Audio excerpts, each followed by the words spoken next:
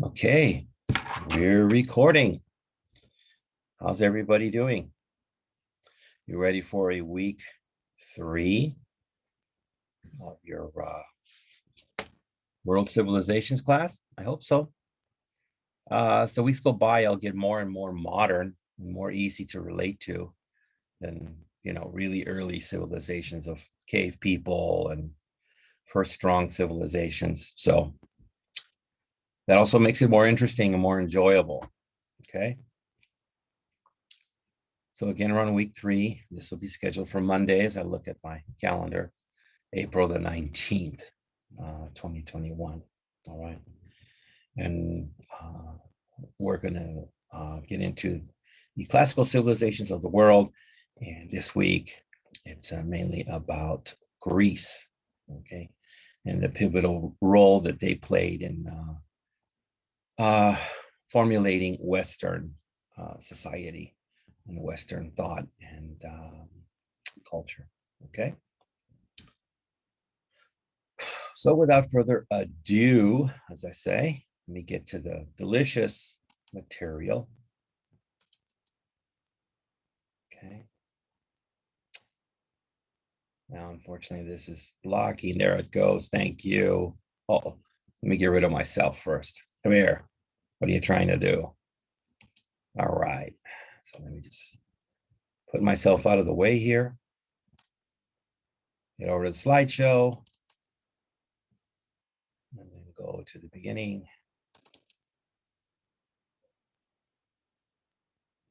Okay.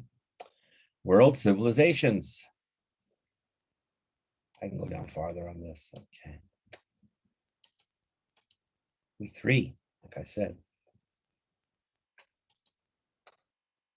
Okay. So as I stated, we're starting with the Greek adventure. Okay. The Greek adventure. The islands of the Aegean Sea and the small rocky peninsula in the Eastern Mediterranean Sea that is now called Greece.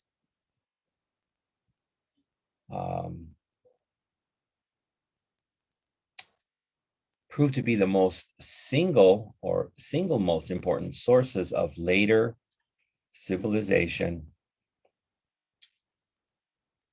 in the Western world, like I stated, okay? And this sea and uncompromising, which means did not give up things easily, made things, was an uncompromising life, which means it was a very difficult life. So an uncompromising landscape, right? So not an area, not easy to live in, not easy to get all the necessary things that you needed. Like I stated before, one of the agrarian societies, they didn't, unless they were forced to, they try to stay away from desert areas. They wanted to get by lakes and rivers so they had fish and water and food and make irrigation. Those places were much more compromising. In this sea and uncompromising landscape emerged a vigorous, so again, uncompromising areas are tough areas to live in. Build tough people, strong people, not used to complaining and used to just forging through, where you get another group of people and you put them there and they're like, oh my God, what is this? Again, just imagine anybody that had to grow up country style and wake up and milk cows and take care of horses and pigs. So you get up every day and have to deal with all these things. But you get city people that grew up and they never had to do anything like that, or wake up before the sun came up, and you tell them, hey, this is your new lifestyle. They probably can't do it. So this vigorous group, imaginative people, later gave human beings a tradition of thought and values that is still very much alive. So again, the way that they thought and the values that they have are still part of Western society. The history of the ancient Greeks can be divided into three epochs: the Minoan Mycenaean Age, lasted from about 2000 BC to the conquest of the Greek peninsula by invaders in the 1100s. The Hellenic period extended from the time of Homer to the conquest of the Greek city-states by the Macedonians in the mid-300s. It includes the Classical Age, when Greek philosophical and artistic achievements were most impressive. So beautiful art and great philosophical ideas about life. The Hellenistic Age was the final blossoming, so like a flower, the final beauty comes out, the final blossoming of Greek cultural innovation. If you don't know the word innovation, innovation is the introduction of new things into society. And this was lasting from about 300 BCE to the 1st century CE. During this age, immigrant Greeks interacted politically and intellectually with other peoples to produce a hybrid culture. There's that word hybrid. I'm sure you guys see that now on the cars that we have. That's a mix of gas and electricity. So they're talking about here about a hybrid culture. As I continue, that was extraordinarily or really, really successful, influential on the arts and science of both Western and Asian civilizations. So I guess they went together pretty well. And not all things do, unfortunately, you know.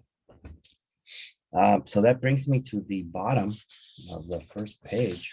So you know what's next. You know what's coming. It's gotta be those questions, right? Okay. Our question sheet up here, step by step. Okay, I think I have to proceed to the whiteboard. Grab that pencil. Okie dokie. Question 1. Now, this is going to be the longest one of the day. So again, the good thing for you is that your answer will be short. I'm the one that has to do most of the work here on this long question, but it's just the way it has to be. And this is the longest one of the day. Don't worry. They're not going to get more like this, okay? They're going to get less.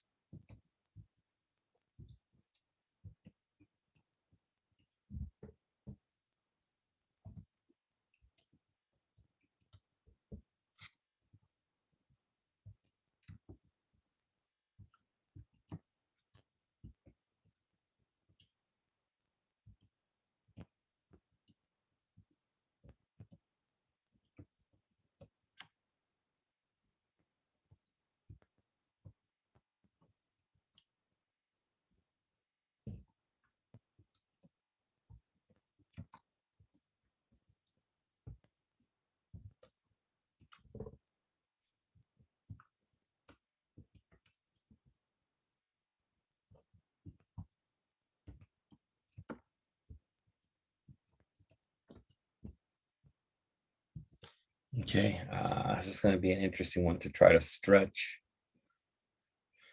Let me see.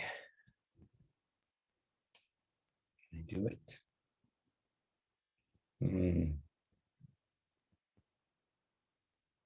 Okay, we'll leave it like that.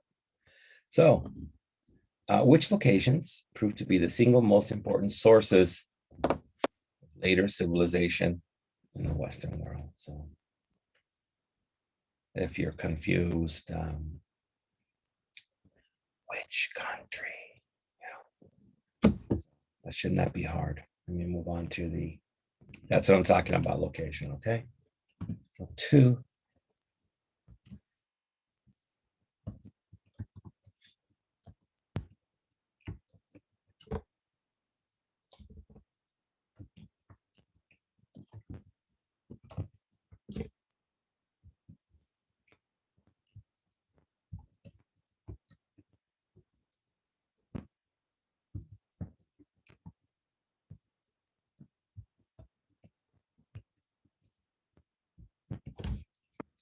I stretch this out to one sentence only, like in the old days. Yay, I did it. What are the three epics of ancient Greek history? Just name them for me. I don't want you to fill in the information about them. Just name them, okay? So I'll give you a few to answer those.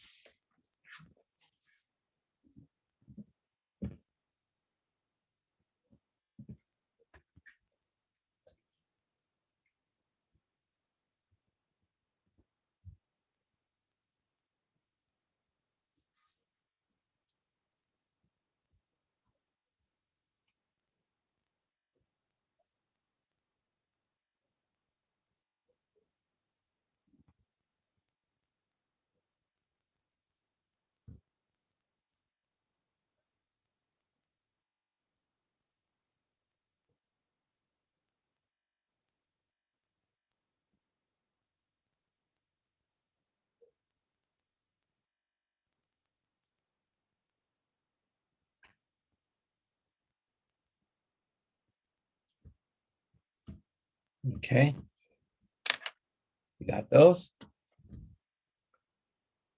All right, then. Go get the eraser. Where is that thing? Okay.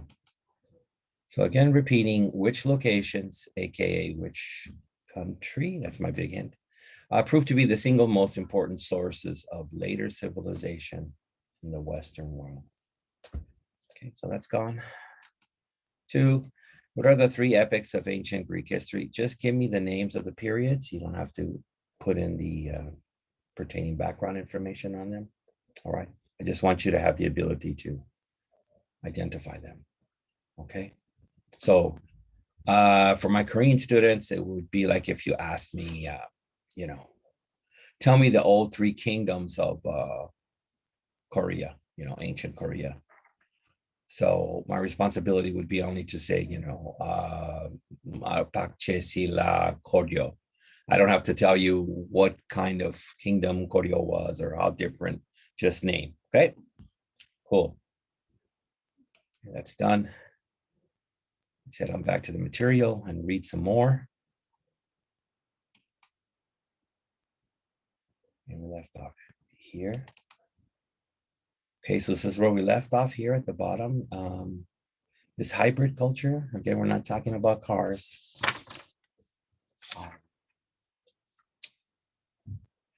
Was extraordinarily influential on the arts and science of both Western and ancient Asian civilizations. Okay. Okay.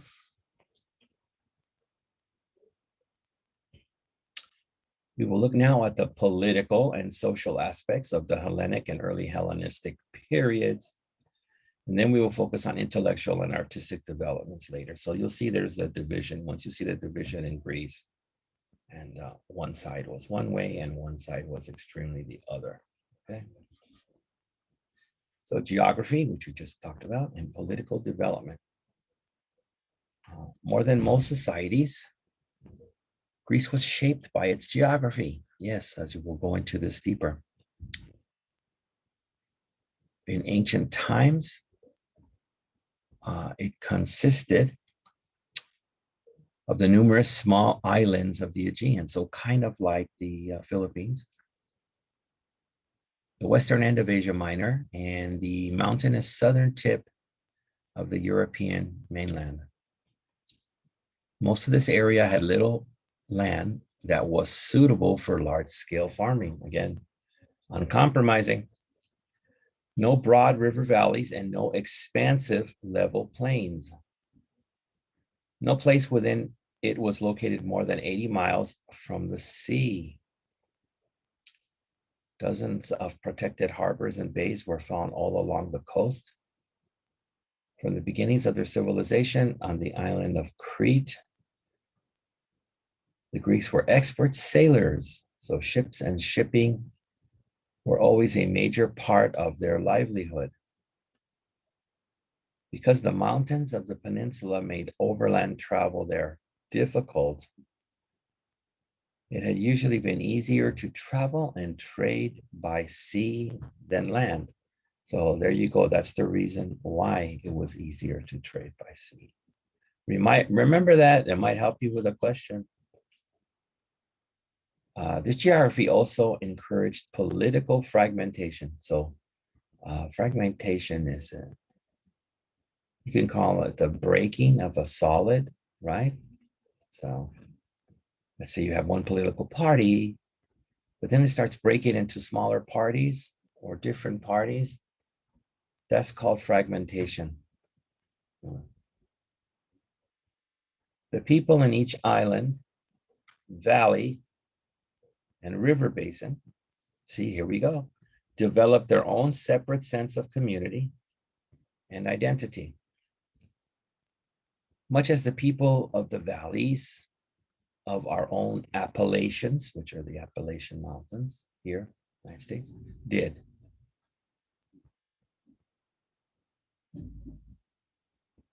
Greeks grew up thinking of themselves first as residents of a given place or town, and only secondarily as sharing a common culture. So look at that, only secondarily thinking, hey, we're Greeks, and language with the other inhabitants of the peninsula. This would be a critical weakness in the development of a united Greek nation. And I can compare that to today's society. If we continue on a path of people, and it used to be different when I was a kid, people would come to the United States and emigrate here and want to be Americans. But now we're getting a lot of fragmentation. Well, I'm Asian and whatever, I'm Korean or I'm Filipino. I'm Armenian. I'm this. I'm, even for folks that have been here for a long time, I'm Black. So everybody breaking away and trying to have this strong identity, no one's coming forth and saying, hey, which was the basis of the United States, we're all together. We're all the same. We're all Americans. So as you can see, way back here in Greece, this was a problem also. So what does it come from the Bible? A house divided cannot stand, right? So there you go. People got to come together. So here we go on the sidebar, which I've talked about before. 2000 and 1400 BCE, Minoan civilization on Crete. So remember Crete, it's going to answer one of your questions. 1600 to 1100 BCE, Mycenaean Age. You won't have to remember these dates. I'm not going to quiz you a lot on Minoan or Mycenaean. They're too far back and a little too confusing. I'm going to head you towards the more famous points that are easy to remember.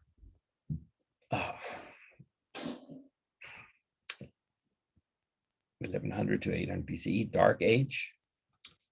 800 to 300 BCE, Hellenic civilization. 500 to 325 BCE, Classical Age in Greece. 336 through 323 BCE, Alexander the Great reign and campaigns, which we'll learn about Alexander the Great. If you don't know about him, as it is, he's world famous. 300 to 50 BCE, Hellenistic Age in Eastern Mediterranean. And a little quote up here by Socrates, one of the most famous Greek philosophers.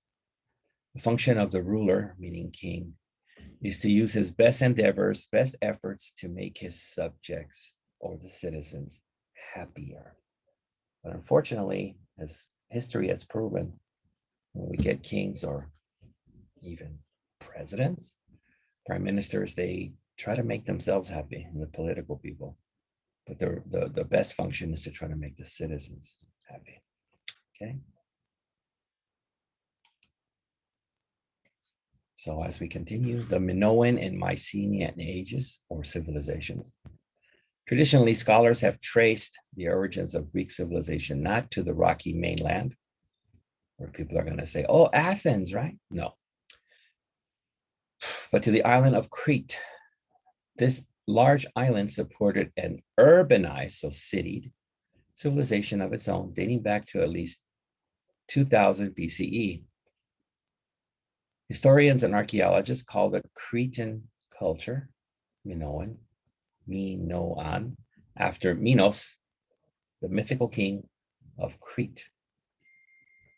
The Minoan towns, led by Knossos on the northern coast, were masters of wide-ranging maritime adventure, which means sailors.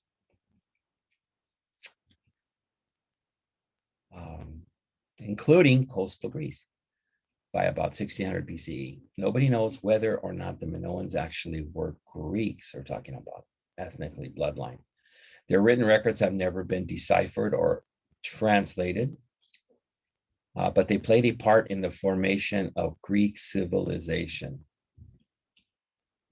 Like the ancient Indians, these islanders established a seaborne commercial network that spanned most of the Eastern Mediterranean, becoming wealthy through their mastery of the sea as a highway of commercial transport.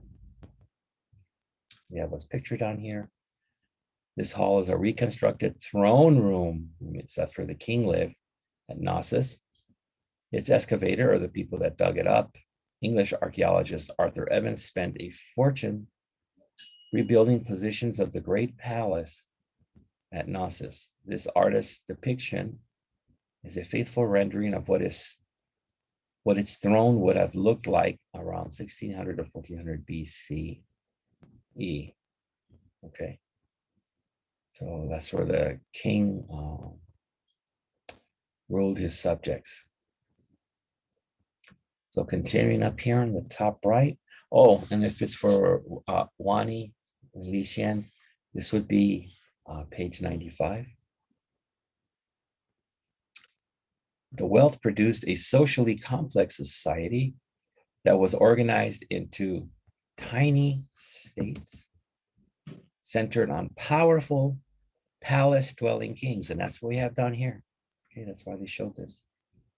Some of these palaces were architectural and artistic masterpieces, as archaeologist Arthur Evans discovered more than a century ago when he excavated the most spectacular of these, the palace at Knossos. Evans unearthed, or for the layperson, dug up a palace complex that consisted of hundreds of rooms built on 3 levels and arranged loosely around a series of courtyards. The original structure was constructed around 2000 BCE. Through the centuries, earthquakes destroyed it several times, but the Minoans rebuilt it every time, usually on an even grander scale or even more beautiful or impressive each time. Around 1450, however, the Indo-European speaking people of the mainland, the Mycenaeans invaded Crete and destroyed many of the island settlements, aided by either volcanic explosions or earthquakes. Subsequently, they settled on Crete themselves, took over most of its trading network, and rebuilt the palace at Knossos. The ancestors of the Mycenaeans entered the mainland peninsula about 2000 BCE as stock-raising nomads, stock meaning cattle, nomads from the Eastern European plains. By about 1600, they had become sedentary, which means they didn't move around at all. And some of them lived in fair-sized towns, notably Mycenae and Tyrians on the eastern side of the Peloponnesus. If you look at the map, we don't have to worry about that. Like the Minoans, the Mycenaean kings ruled from palaces. However, by the time they invaded Crete, the king had strongly fortified these palaces, suggesting that theirs was more warlike society than that of the Minoans. While it's described by some as Cyclopean, after Homer's gargantuan, which means hugely giant, Cyclops, the one-eyed monster, surrounded royal graveyards and stone-built palaces that included a megaron, or central hearth. I don't want to say garden, but things are growing there. Okay, so I've now come to the bottom of 95. Second page. So we have to go back to the whiteboard.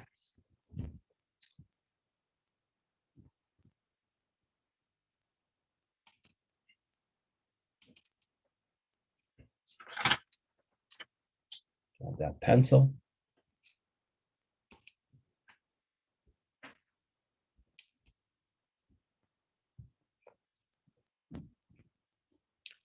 So this is page 95.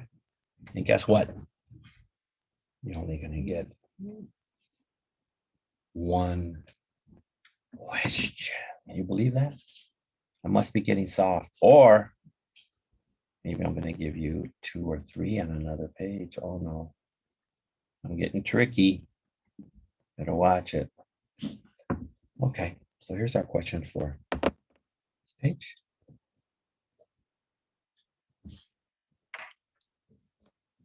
This would be question 3. Make sure I have my markings correct.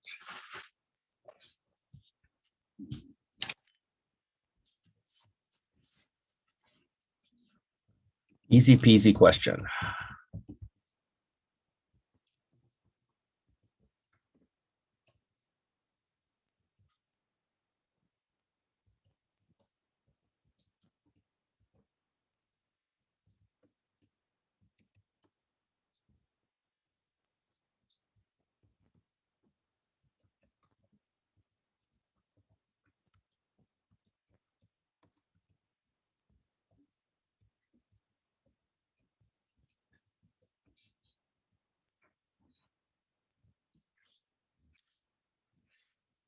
We try to stretch a little here.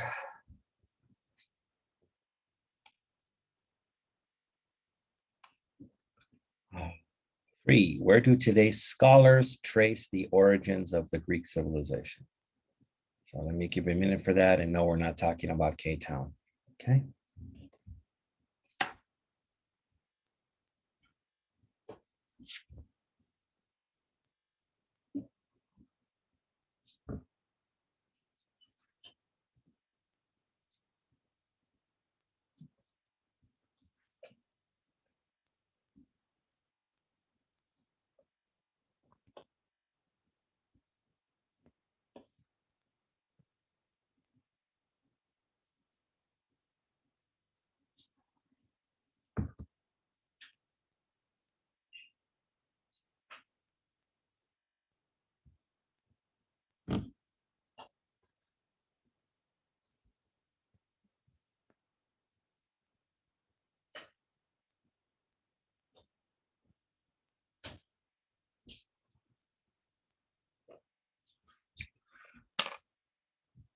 Okay, you think you got that? That one question? All right.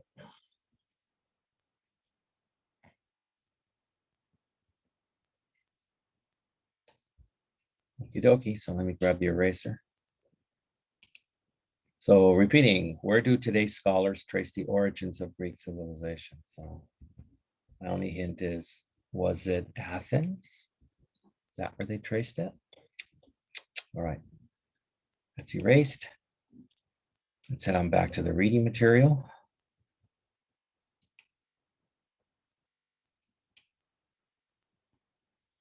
So if you remember, we ended on down by the megaron or central hearth. Now I have to proceed.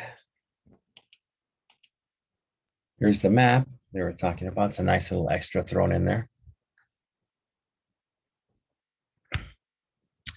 Early Greece, at the height of Greek power, there were more than 200 independent polis, which again, the fragmentation, 200 independent groups, valley groups, mountainous groups, who knows, tree groups, many of them quite small and located on the numerous islands of the Aegean Sea and the Ionian coast. Okay, you don't have to know that term. A few were entirely urban, but most combined a town with a surrounding rural agricultural area. So they even identified with the agriculture. The inset, which means over here, shows Mycenaean Greece, the earliest period in the history of the peninsula. Okay, so there's that word we had, the Peloponnesus, Thebes, and all these places. So yeah, trying to get here from coming this way is hell, you know, and then trying to make a rich society is hell. So that's why they became good sailors and seafarers, right? Okay. Now we'll get back to the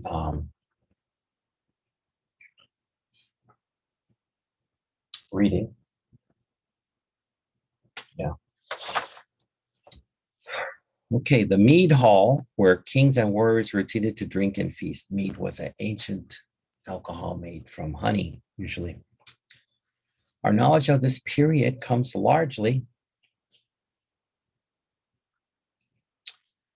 from archaeological excavations, which means your old Indiana Jones digging up old cities, and from the Iliad and the Odyssey, two epic books, that is, novels of ancient Greece written by the magnificent poet Homer in the 18th or the 8th century BCE. So you read these books and you find out what their society was like at the time. The Iliad deals with the Mycenaeans' war against the powerful city-state of Troy. And the book The Odyssey tells of the adventures of the hero Odysseus or Ulysses. After the war, see Arts and Culture box. For a long time, historians believed that the Trojan War was simply a fiction created by a great poet about his ancestors. But thanks to archaeology, remember this is the fusion, our knowledge with archaeology and the books. We know that there actually was a Troy and that it was destroyed about the time that Homer indicates, about 1300 BCE. Whether it was destroyed by the Greeks or not, we do not know. But there is no reason not to believe so. Ancient Troy, now a great pile of rubble, which means it's just basically the city is now garbage. It's been destroyed. Was situated on a hill commanding the entrance into the straits called the Hellespont. Much evidence indicates that the Greek towns led by Mycenae were engaged in commercial rivalry with Troy throughout this period and may have well made war on their nearby enemy. So they were fighting for the same trade, which leads to jealousies, and then which led to them actually physically fighting and killing each other. Continue on the bottom. The Mycenaeans themselves seem to have engaged in extensive internal warfare, which means they fought amongst themselves a lot and amongst the competing towns. So again, that would be something like downtown LA fights with K-Town, and K-Town fights with Hollywood, and Hollywood fights with WeHo, and WeHo fights with Santa Monica. So all this internal fighting. These wars weakened them sufficiently, so much that they fell to a new wave of nomads from the north, the Dorians. So nomads are people that don't live long in one area and will constantly move about and make a new home for 6 months to a year. And then the next year, maybe it has bad weather or who knows what, runs out of food, and they go to another area. These are tough people. So it says they fell too. So I guess these people attacked them, right? From about 1100 BCE to 800, the culture of the Greek peninsula declined or went down. So much so that this period is called the Dark Age. Yeah, the Dark Age. That's how much it went down. Not only did arts and crafts decline, but even the ability to write seems to have been largely lost during these centuries. Wow. People stopped writing on a large scale. It's very interesting. Were the Dorians to blame? Or did the Mycenaeans simply fight one another to mutual exhaustion and destruction, as many experts think? Right? See, so again, we have to learn from history, folks. Like, just imagine if that was the case. It's one thing to establish yourself as a country and another stronger country, or a couple countries get together and they attack you and invade you and destroy your government and way of life. That's one thing. That's one thing, you know, again, if the other people are stronger, you can't really stop. But the sad thing here is maybe Mycenaeans disappeared because they couldn't stop fighting each other. They couldn't come together as a people and just say, hey, let's all get along and we'll be cool. But they just, it might be that they fought each other until exhaustion and destruction, until there wasn't many left. And I see the same thing here with people fighting on the left and the right. And it's just terrible. These people are bad and those people are bad. And the government can't get together. And oh, it's terrible. So US better try to come together and say, hey, we're all brothers and sisters. You know, otherwise, history will repeat. So early Hellenic civilization.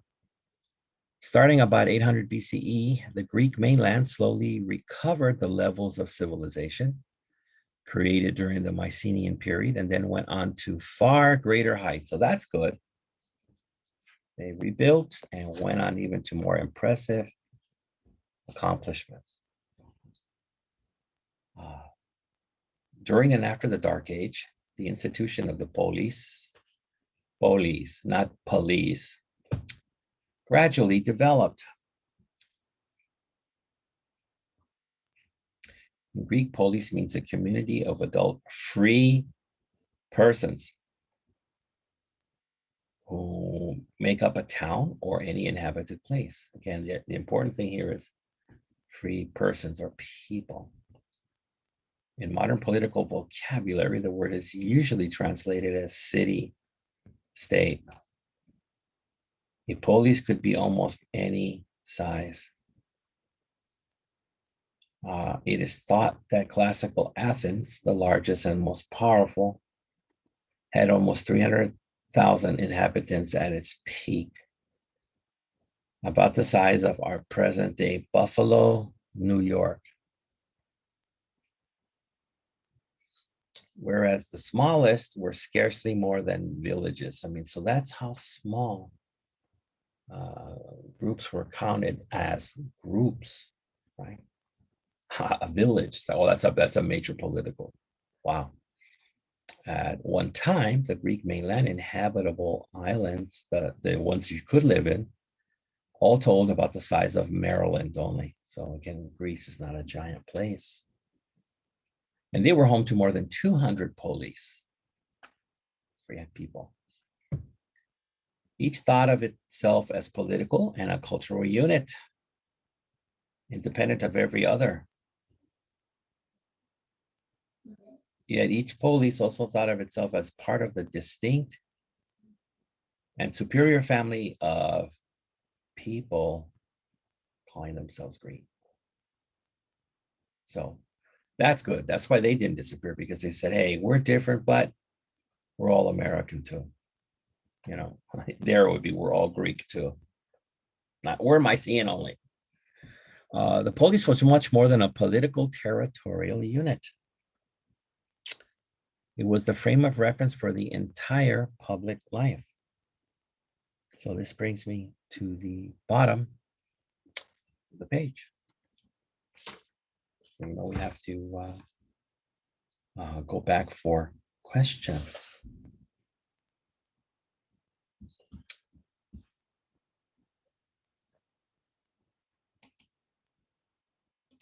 Whiteboard, pencil.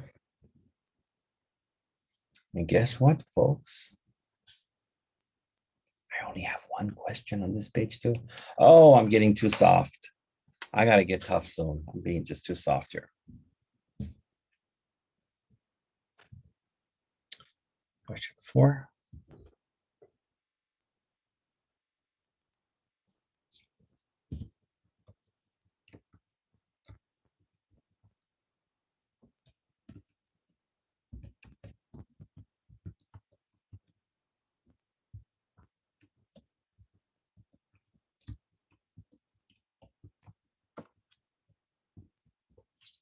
Okay, let me try and stretch. All in one, can I do it? Success. So where does our knowledge of this time, right, we're still talking about Greece, come from? Does it come from immaculate records set from the Greek Museum? Does it come from films and video that they took at the time, even though there were no video cameras? Let me know. Okay, let me give you a minute on that.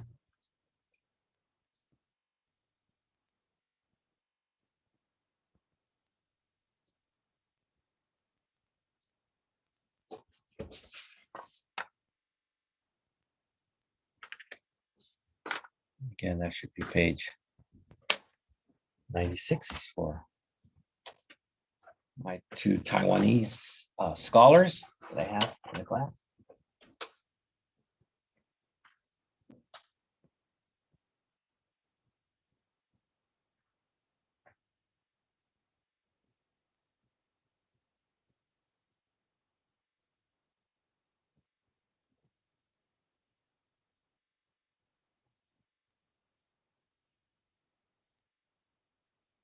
You think you're beating down that one question? Shouldn't be tough.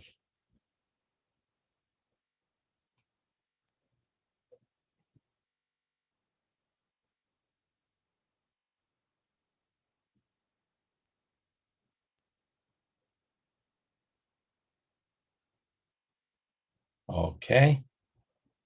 Let me move on then. I hope so.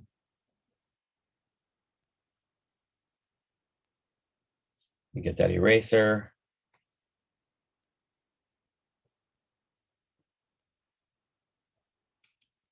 Right, repeating for your benefit. Where does our knowledge from this time come from? Just a couple specific sources, that's it. Right? Okay, this is gone. We have to get back to the material.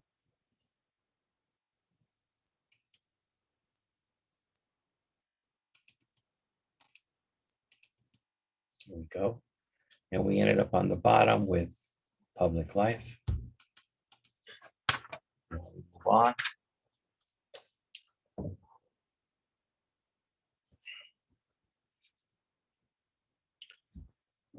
So public life of its citizens and for much private life as well. So public and private.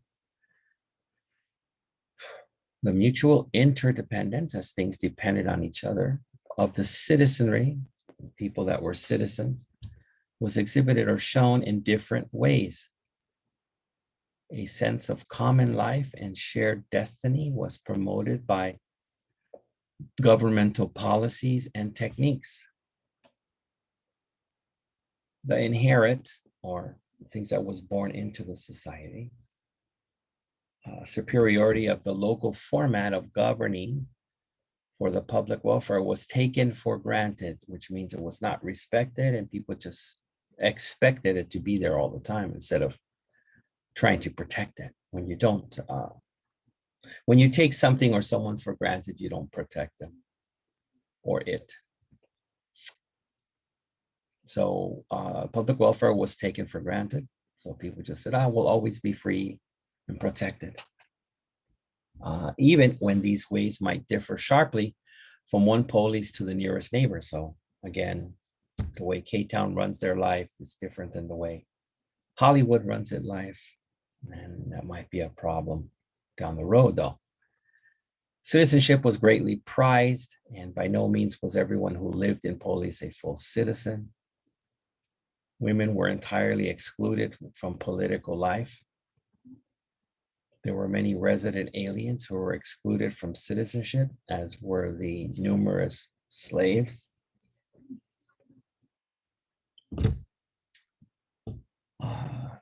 Normally, only free males of 20 years of age or more possessed full civil rights. That meant that as much as 80% of the population might be excluded from political life because of their gender, age, or social status. Each large polis had more or less the same economic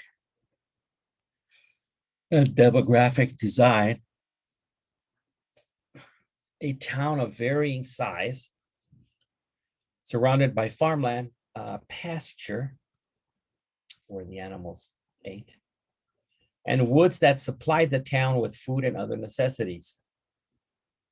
In the town lived artisans of all kinds, small traders and import-export merchants, intellectuals, philosophers, artists, and the rest who make up a civilized society. So a civilized society is made up of a lot of different people doing a lot of different things. Okay, just like we have now. Life was simpler in the countryside, of course. Like all other peoples, most Greeks were peasants or poor folks. Woodcutters, ditch diggers, and many other workers of whom formal history knows little except that they existed. So no records were kept of, poor people. It's just we knew there were a lot of poor people. People who cut wood or made holes in the ground for planting. Nobody kept records of them. Usually records are kept of kings and high-level political people or heroes or soldiers. But the vast majority of the regular folks, no record keeping exactly how many there were of peasants, how many woodcutters, who was the best woodcutter, not important to keep records on.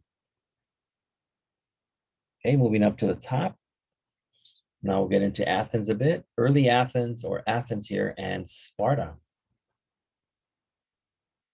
The two polis that dominated Greek life and politics in the classical age were Athens and Sparta.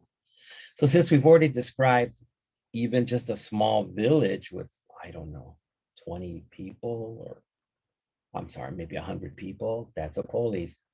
They're saying that it's saying the cities, but now they would be the city of Athens and Sparta.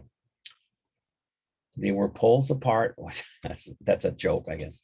They were poles apart, which means they were completely, extremely different from each other in how they believed society should be run and what were important things, or the most important things, as you shall see. So they were poles apart in their conceptions of the good life for their citizens. Athens was the center of Greek educational, artistic, and scientific activity, as well as the birthplace of political democracy. Sparta was a militaristic, army-trained, authoritarian society, telling people what to do, that held the arts and intellectual life in contempt and dreaded, which means just painfully worried, the extension of freedom to the individual or the community. They didn't believe in that. They believed in a more uniform belief.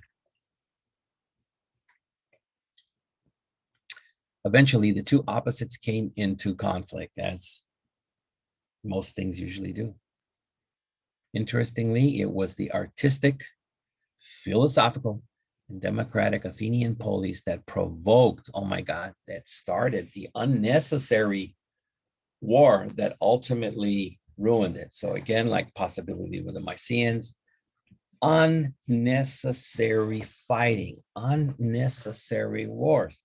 And in this case, it backfired and, crippled the philosophical part of the country. So was not needed. Again, like I say now, we don't need to be attacking everybody for everything and this cancel culture. Learn from history, get along. Whatever happened to, when I grew up, uh, people disagreed and still stayed friends. Can you believe that? Like, you have sports things now, and let's say LeBron says one thing and another sports guy, he had a fight, political fight with some famous soccer player. I'm not up on my soccer players. I'm a typical American guy. We don't follow soccer. Plus, he's from another country. And they disagreed. And Shaquille was just nasty, and the other guy was nasty. I went on YouTube the other day, and they showed an old clip of when there was a strike season in one of the NFL years. And they talk to these two different guys that are each on the different sides, and they say, hey, I don't agree with what he says, and I have my belief, but he's my friend, and we can agree to disagree, and it doesn't destroy our friendship. That was beautiful. That was fantastic. That doesn't seem to exist now in the US. And as you can see, it was not existing here between Sparta and Athens. So continuing, in general, the Greeks knew 4 types of government. A monarchy is ruled by a single person,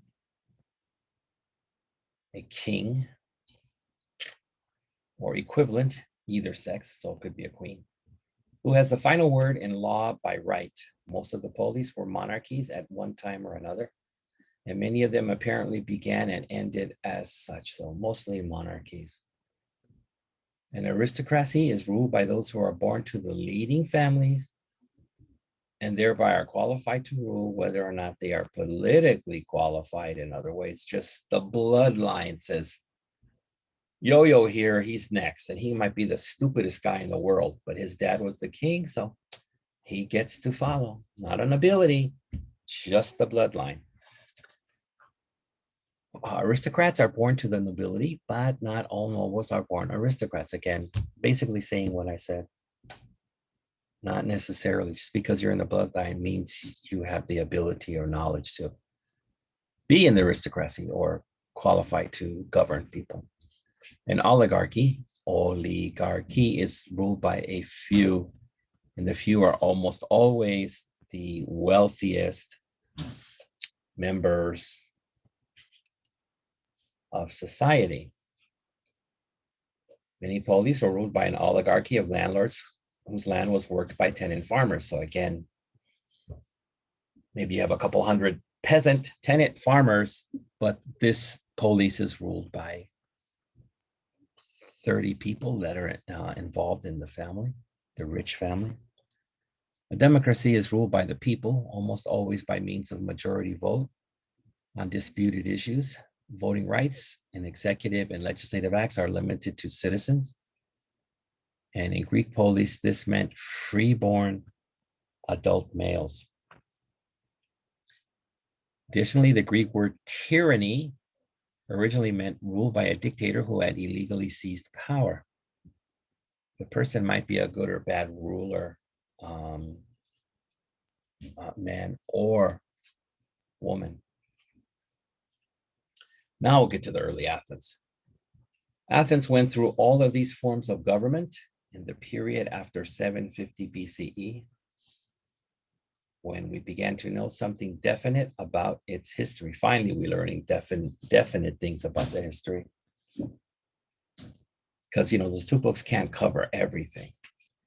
The original monarchy was gradually forced aside by the aristocrats who ruled the polis in the 7th and early 8th centuries.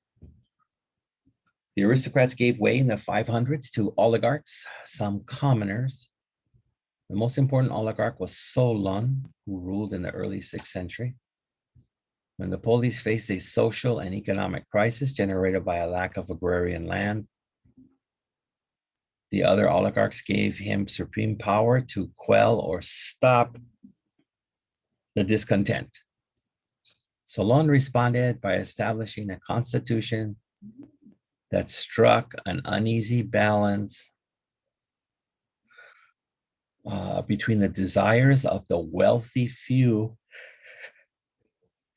and they demands of the impoverished or poor and indebted masses, people who owed a lot of money. Neither group was satisfied, however, and the contest soon resumed. So they went back to the fighting. Eventually, an aristocrat tyrant, remember, illegally seized power dictator named Pisistratus, succeeded in making himself sole ruler and made certain important concessions to the common people to gain their support for his plan.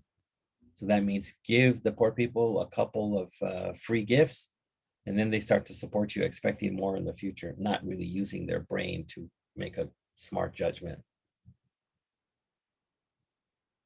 And then his plan was to start a new monarchic dynasty with his son and successor. So make those babies and then have the sons follow in your line, and hopefully your bloodline will stay in charge as kings for hundreds of years.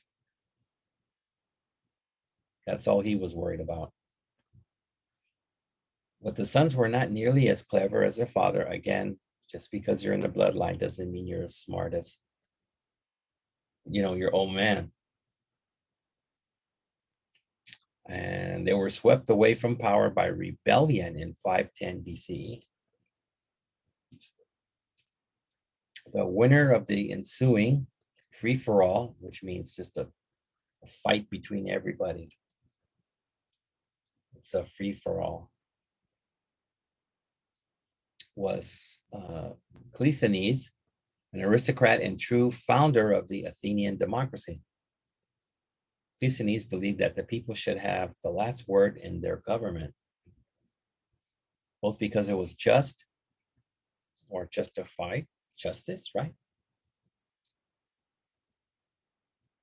And because he believed it was the best way to keep civil peace. So there you go. A little pragmatic thinking there, finally. Okay, so that means we've finished 97, and we got to go back to the questions. The whiteboard, we shall proceed to the whiteboard. Und like it. I go. Here we go. Pencil. Guess what, people? Don't mean to make you sad, but we had 2 pages of one question. So, unfortunately, page 97, we're going to have 3 questions. Yay! Everybody's happy for that, I think. So let me get on to first of these, which is question 5.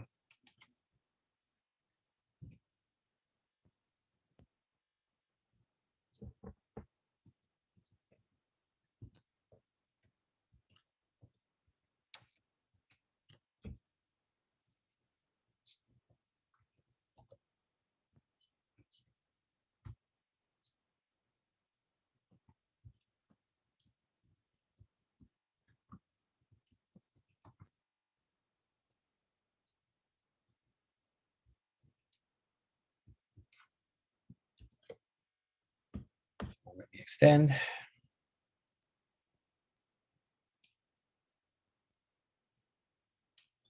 Which 2 cities dominated classical Greek life? So my funny guys don't say, it was LA and San Francisco. They were the ones. Or someone said, oh, it's a San Diego and San Francisco. No. Okay, so that's for my funny guys. So let me move on to 6. Yeah, word of warning.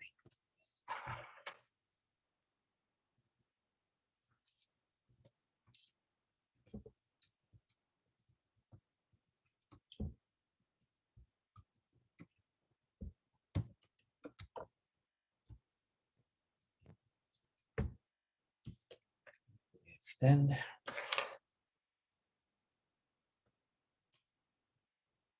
Athens was the Greek center of what? So just tell me the things it was the center of. Don't tell me it had the most Del Tacos or In-N-Outs. Okay. That's for my funny guys. And the third, but it's the final question on which would be page 97 for Lee Swan and Wani.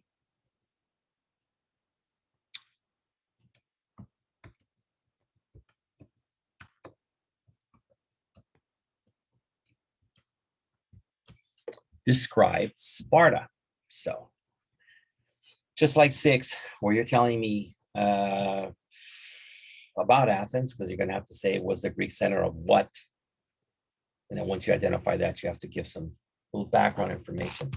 Just plainly describe Sparta. What kind of a polis city was it? What was going on there? Okay. So let me give you a bit. You got 3 questions there. So go ahead.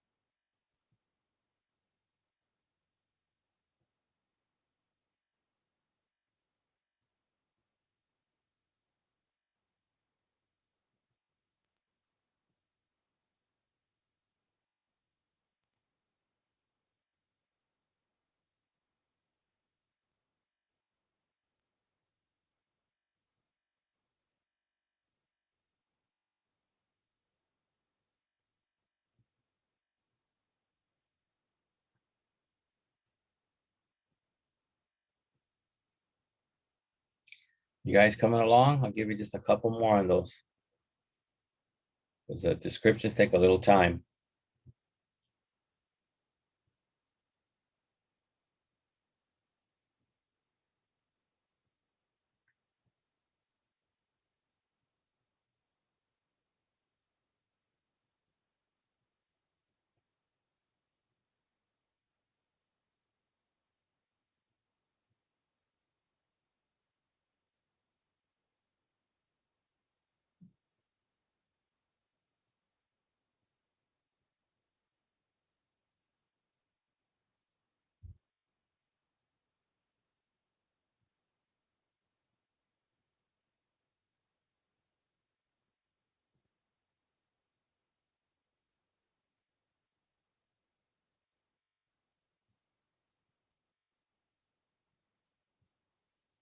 Okay. I think that should be sufficient time there. Let me grab the eraser. All right. So repeating, which 2 cities dominated classical Greek life? Again, don't give me San Diego and San Francisco. 6, Athens was the Greek center of what? Describe this, please. And 7, describe Sparta. What kind of a city was it? How did they think? How was it politically governed? Okay. All right. So we got to go back to the juicy material.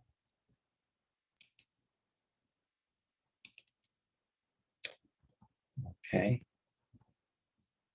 So we ended down here with how and which way to keep civil peace.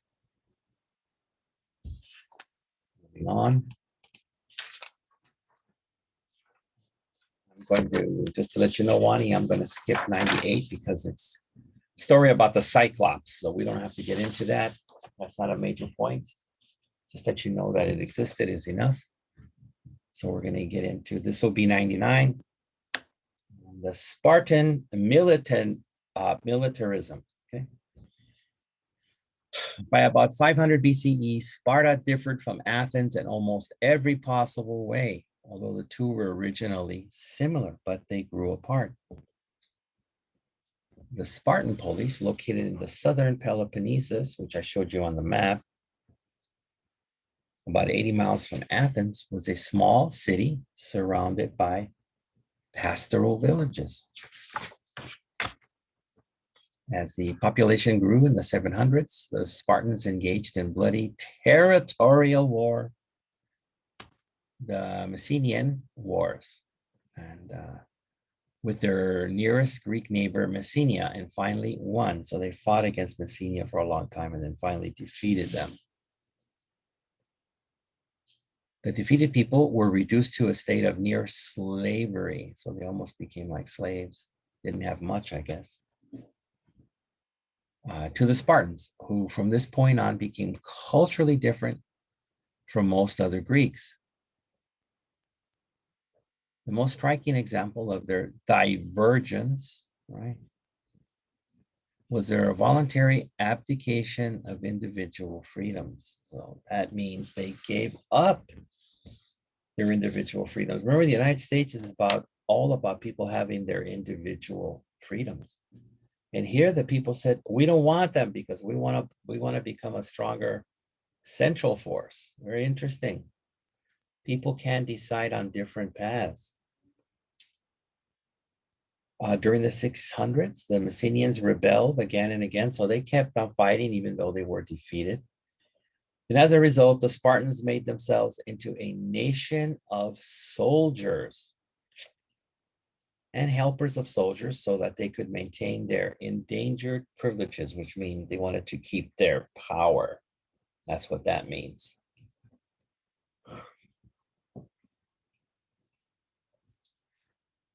The captive helots, or the Messenians, largely met Sparta's economic needs. So I guess they made them go to work and build things and do things for the Spartans.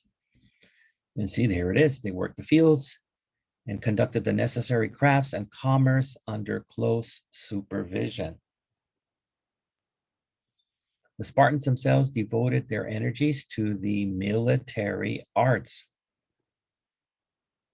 Male children entered a barracks, which is an army living facility, at the age of 7 and were allowed only sufficient free time thereafter to ensure that another generation of Spartan warriors would be born of Spartan mothers. So if you saw the movie 300, you learn about the Spartan warriors, and they started them very young. I think it begins with some teenage boy left on his own out in the cold mountains, and he only has a spear, and he has to fight and kill a giant wolf that wants to eat him. And that starts their mentality and training at a young age to be these warriors who do not fear death. Continuing up on the top right. Unlike other Greeks, the Spartans held the arts in contempt. So they weren't, since they were soldiers, they didn't have a lot of need for beautiful art. And they rejected individualism as being unworthy of them. Again, if you want a strong army, you cannot have divisions of people. Well, I only want to fight today, or another group, I'm lazy, or I don't like the clothes. Everyone has to say, we're ready together as a giant team and we're ready to go, okay? Public life was expressed in total obedience to the state or government, which was held by a group of elected officials called ephors under the symbolic leadership of a dual monarchy. This strange combination seems to have worked satisfactorily into the 300s. It's a long time, hundreds of years. What did the other Greeks think of Sparta? One might think they would detest, which means hate on a high level, because there's hate and then there's detest. Such a regime, but and that brings us to the end of 99. So I gotta get into the questions.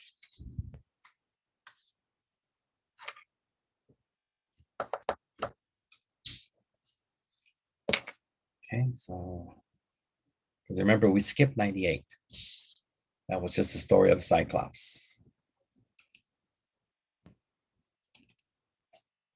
Grab the pencil. I got to get the pencil first, not the eraser. The eraser will not write. So guess what, folks? 99 only gets one question. Yay, I'm going back to being too soft. Oh, dear.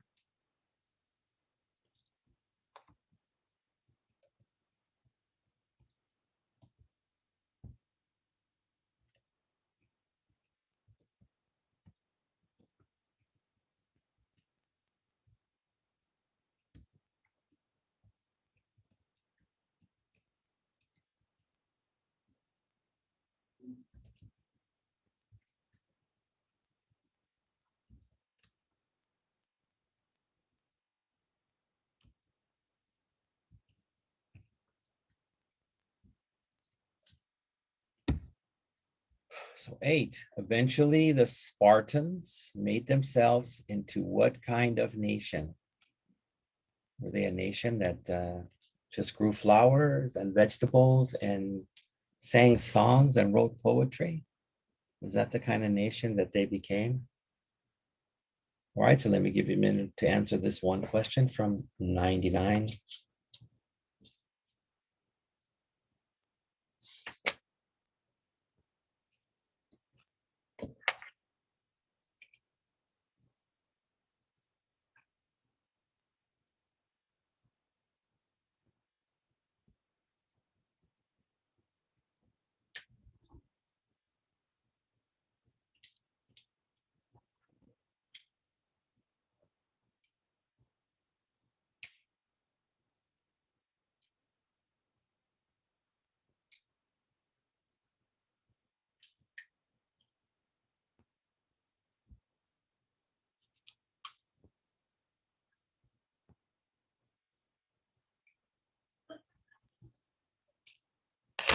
Okay, grab the eraser.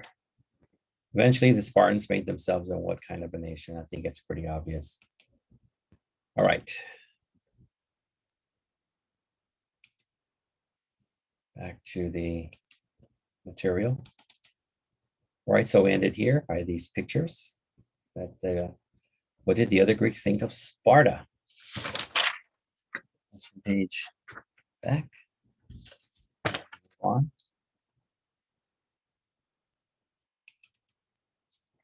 All right.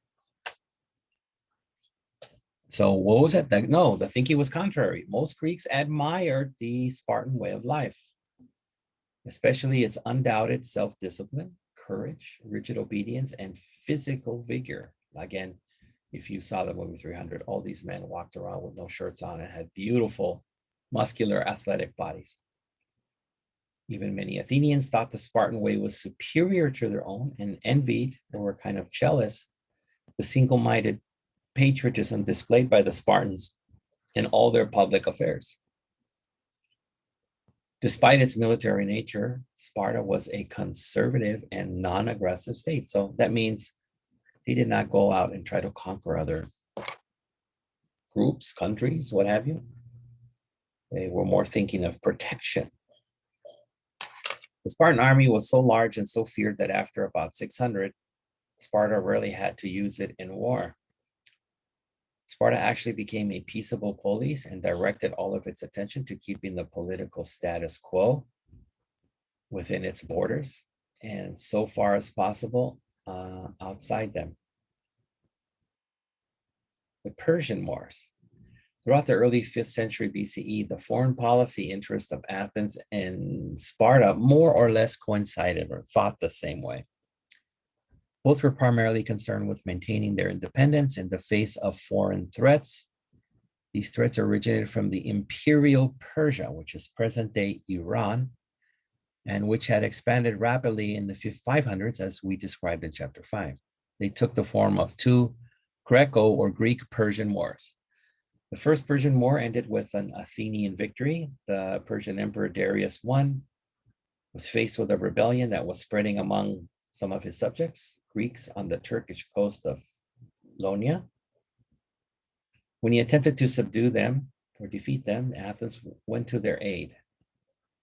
Determined to punish the Athenians for their boldness, and which means you shouldn't have helped your brothers over there, and wishing, in any case, to expand his domains even farther, Darius wanted to extend the Persian Empire. Darius sent an army across the Aegean Sea to the Greek mainland. Aided by brilliant leadership, the Athenians were waiting and defeated the Persian expedition at the Battle of Marathon in 490. Is anybody alive in 490 or only me? Okay. The Second Persian War, 480 to 478 BCE, was fought on both land and sea and resulted in an even more decisive Greek victory. 10 years passed before Darius' successor Xerxes could find time to take up the challenge. This time, not only Athens, but several other Greek polis assisted the defense effort. Spartan troops lived up to their fame at the Battle of Thermopylae in 480, and again at the decisive defeat of the Persian force at Plataea in 1479. The Athenian navy completely routed the larger Persian fleet at Salamis and established Athens as the premier naval force in the Eastern Mediterranean. By the end of these Persian wars, the Greeks had decisively turned. So we're at the bottom of 100, so I got to go to the next question page. We went through that because you read that exciting fighting and war stuff, and the page goes quickly. Okay, let me grab that pencil. All right. Put this sheet down. And how many questions do I have on 100? What do I got here? Oh my, one question. Okay. Question 9.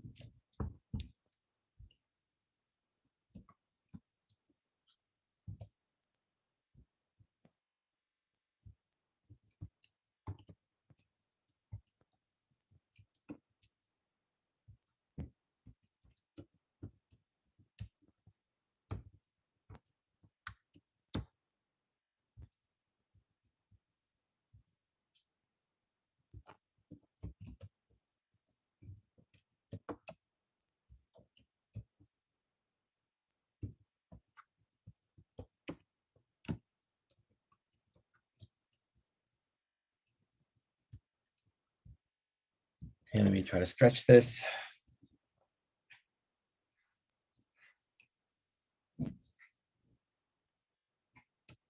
Why is the defeats of the Persians described as a crucial turning point for Western civilization? Okay. Let me give you a bit on that. It might be a little longer answer than what you've been answering.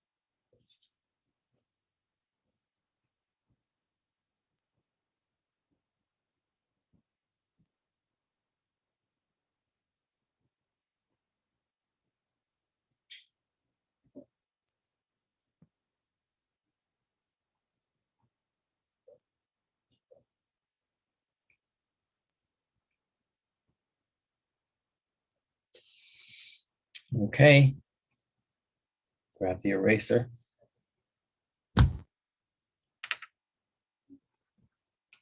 Repeating, why is the defeats of the Persians, and we're talking about the two wars, described as a crucial turning point for Western civilization. That includes for us up to this day. Okay, that's done. Okay, go back.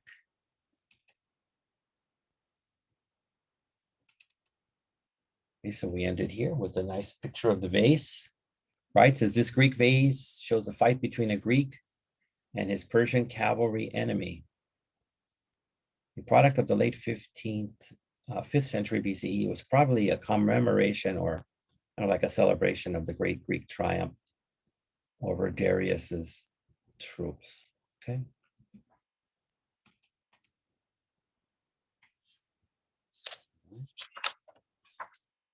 So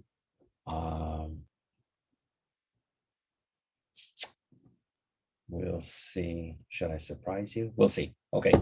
So not inclined or equipped to lead the squabbling, which means the fighting amongst themselves, even small fights. Greeks into an effective central government. Defeated Athens was torn between the discredited Democrats and the conservatives favored by Sparta. So again, infighting can really destroy a powerful government or city. The final act in classical Greece. Okay, so this should tell you we're getting close to the end of the class. After the war, the Greeks fought intermittently, which means off and on, among themselves for political supremacy for 2 generations. Whenever a strong contender emerged, such as the major police of Thebes, the others would band together against it. So funny, one gets strong and then the weaker ones get together and fight it. Once they had succeeded in defeating their rival, they would begin to quarrel or fight among themselves again. And the fragile, or means very weak, unity would break down once again. A just never-ending cycle. The Greek passion for independence and individuality had degenerated or gone down into endless quarrels or fights and maneuverings for power with no clear vision of what the power should create. Very sad. To the north of Greece were a people, the Macedonians, whom the Greeks regarded as savage and barbarian, wild killers, although they were ethnically related. Philip of Macedonia, the ruler of this northern kingdom, had transformed it from a relatively backwards or low-level, uneducated society into an effectively governed, aggressive state. One by one, he began to absorb the northern Greek polis until by the 340s, he had made himself the master of much of the mainland. Up in the top right, after much delay, the Athenians finally awoke to the danger and convinced Thebes to join with them against the menace from the north. In the Battle of Cheronea in 338 BCE, however, Philip's forces defeated the allies. The former city-states became provinces in a rapidly forming Macedonian empire. Cheronea was the effective end of the era of police independence and of the classical age. From the latter part of the 4th century BCE onward, Greeks were almost always would be under the rule of foreigners to whom the daring ideas of police democracy were unknown or inimical. So they didn't really care about that stuff. They just wanted to govern what was once a powerful Greece. And then we move on to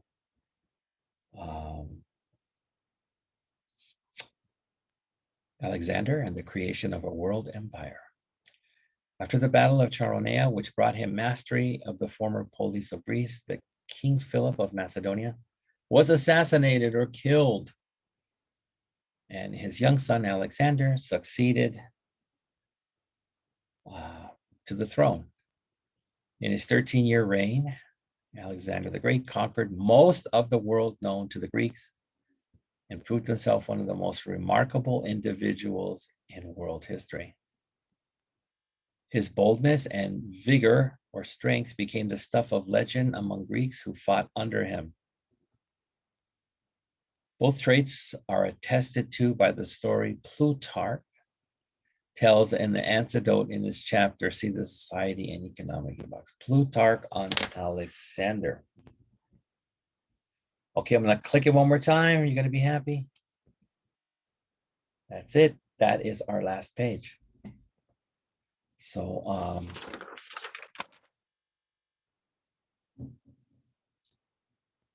this will be 101. Okay. Alexander's break with previously military tradition regarding the status of the conqueror is also memorable. At the time of his death, Philip had been organizing a large combined Macedonian Greek army with the announced purpose of invading the huge Persian Empire. After swiftly or quickly putting down a rebellion in Thebes, Alexander continued this plan and crossed the Dardanelles in 334 with an army of about 55,000 men, very large for its time. In 3 great battles fought in Asia Minor, the young general brought down the mightiest empire the world had yet seen, the empire of Darius III of Persia, who was slain by his own troops. That means his own soldiers killed him after the third and decisive loss at Gaugamela in present-day Iraq. Conquering and unresisting Egypt, Alexander then invaded the Persian heartland and proceeded eastward into the unknown borderlands of India. After spending 5 years defeating the numerous tribal kingdoms of the Indus Basin and the wild highlands to its north, present-day Pakistan and Afghanistan, his remaining troops finally mutinied and refused to go farther. So mutinied means they went against the leader, kind of like saying they quit. We're over. We don't care. It's too dangerous. In 324, Alexander led his exhausted men back to Persia. A year later, he died in Babylon at the age of 33. The few years of his reign or kingdom and his much disputed view of the desirable form of imperial government would have a lasting effect on much of the world's history. Our last part here, a mixed culture. Alexander the Great, as he was soon called after his death, of course, had founded the largest empire seen in history at that time, but it began to disintegrate almost on the day of his death. He left an infant son by his last and favorite wife, Roxana, but the child became a mere pawn or puppet, as they say, as Alexander's generals struggled to succeed him as ruler. Everybody wanted to be the new king. The son was eventually put to death, meaning killed at the age 16 by one of the contestants, one of the people who wanted to be king. Finally, the exhausted combatants, tired of the civil war, and split up the vast territories conquered by Alexander into a series of kingdoms, each originally ruled by one of Alexander's generals. Collectively, these successor states in southwestern Asia and the eastern Mediterranean are called the Hellenistic kingdoms. Everywhere Alexander led his armies, he founded new cities or towns, several of which bore his name. He then recruited Greeks from the homeland to come and establish themselves as a ruling group in the new cities. He encouraged them to follow his own example and intermarry with the locals. Tens of thousands of Greeks took up the invitation, leaving overcrowded, resource-poor Greece to make their names and fortunes in the countries now under Greco-Macedonian control. Inevitably, they brought with them the values they had cherished in their native land. As the conquerors, the Greeks could and did impose their ideas on the Asiatics and Egyptians with whom they had contact or intermarried. And that's the end of our reading. So that means we have to go to our last. Will I give you 10 questions on the last page and a half? Would I be that mean? Maybe. Let me get that pencil. So how many questions do I have on the last page? A page and a half. 2, but they're so easy. They're so easy, you don't believe it. Okay, question 10.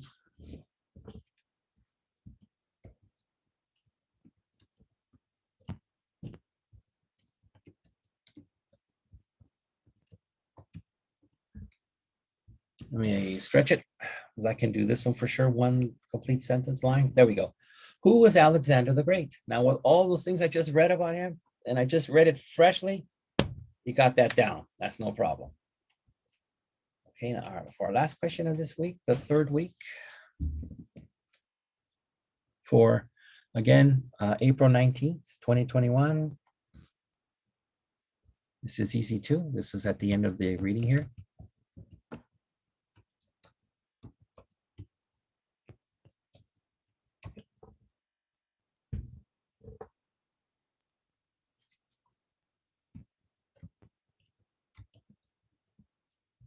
Okay, let me extend that.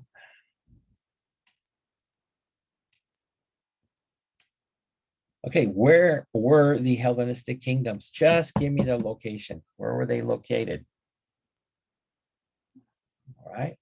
Again, not Las Vegas. All right. That's our last question for this week. Yay. All right, so let me give you a minute or two to get those, and then I'll wrap it up.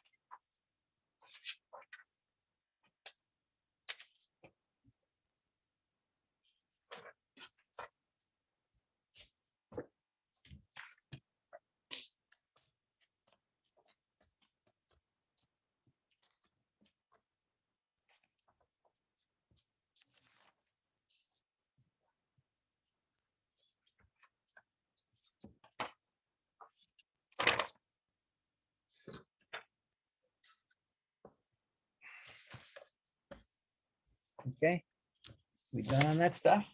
I hope so.